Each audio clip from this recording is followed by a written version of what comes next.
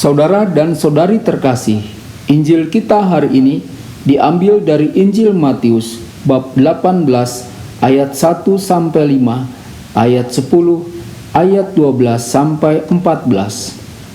Pada waktu itu datanglah murid-murid itu kepada Yesus dan bertanya, "Siapakah yang terbesar dalam kerajaan surga?" Maka Yesus memanggil seorang anak kecil dan menempatkannya di tengah-tengah mereka lalu berkata, "Aku berkata kepadamu, sesungguhnya jika kamu tidak bertobat dan menjadi seperti anak kecil ini, kamu tidak akan masuk ke dalam kerajaan surga. Sedangkan barang siapa merendahkan diri dan menjadi seperti anak kecil ini, dialah yang terbesar dalam kerajaan surga.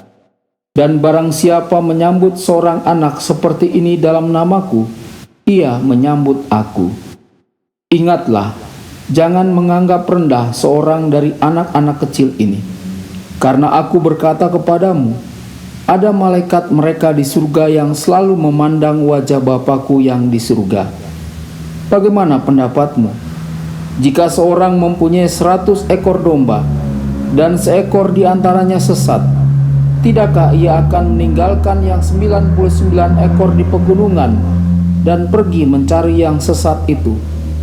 Dan aku berkata kepadamu, sesungguhnya jika ia berhasil menemukannya, lebih besar kegembiraannya atas yang seekor itu daripada atas yang ke-99 ekor yang tidak sesat.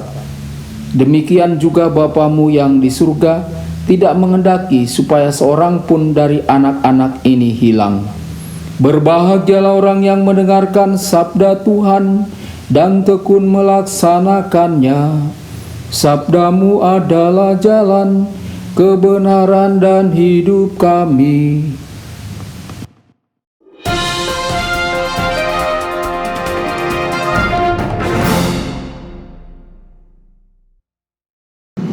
Saudara dan saudari terkasih dimanapun Anda berada, jumpa lagi dengan saya Romo Tedens dalam saluran Warta Kabar Sukacita.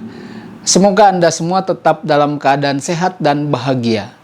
Injil kita hari ini diambil dari Injil Matius bab 18 ayat 1 sampai 5, ayat 10, ayat 12 sampai 14. Dalam bab 18 Injil Matius merupakan khotbah yang keempat dari Yesus mengenai hukum baru yang berbeda dari hukum perjanjian lama. Sebelum bab 18 ini ada 3 khotbah dari Yesus.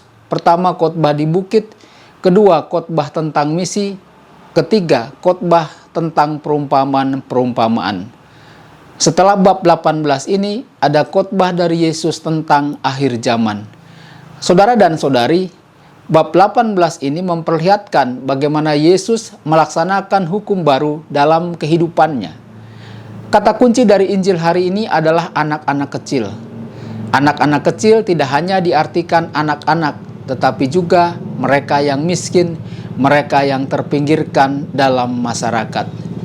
Yesus meminta agar anak-anak kecil ini hendaknya menjadi pusat perhatian para murid, karena Bapa di surga tidak akan membiarkan salah seorang dari anak-anak ini hilang.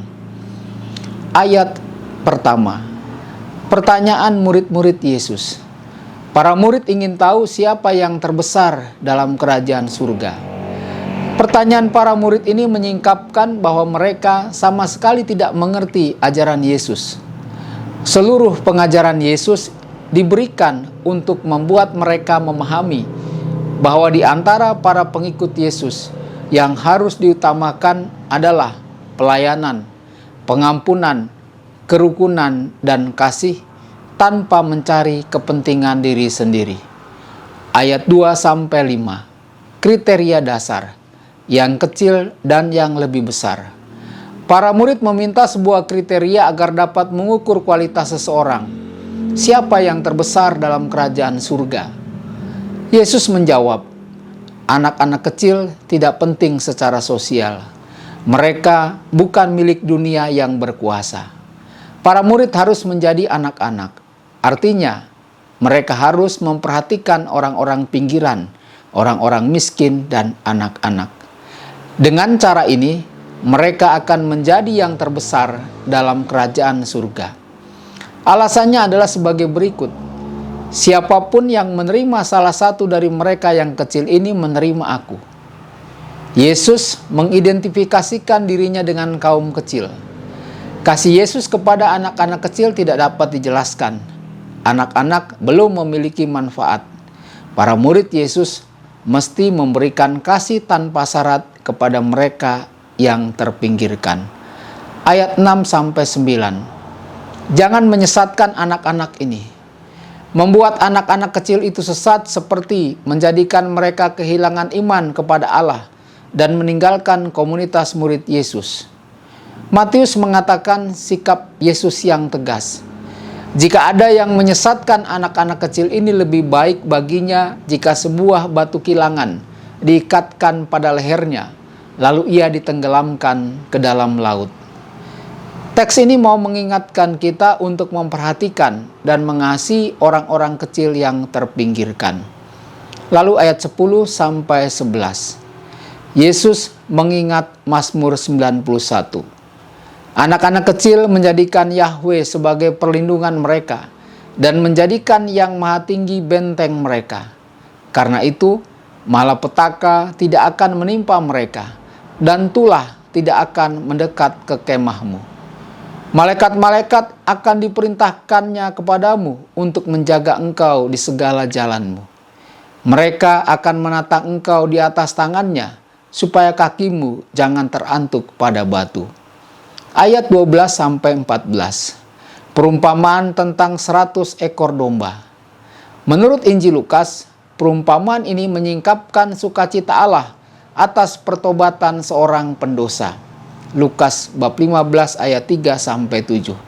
Menurut Matius, sang bapa tidak ingin satu pun dari anak-anak itu hilang. Dengan kata lain, anak-anak kecil, mereka yang hilang menjadi prioritas pastoral gereja. Mereka harus menjadi pusat perhatian semua. Kasih kepada anak-anak kecil dalam arti lebih luas, mereka yang berdosa harus menjadi ciri murid-murid Yesus yang membuktikan kasih Allah kepada siapapun. Saudara dan saudari, refleksi pribadi bagi kita. Siapakah orang-orang termiskin di lingkungan kita? Apakah mereka berpartisipasi dalam komunitas kita?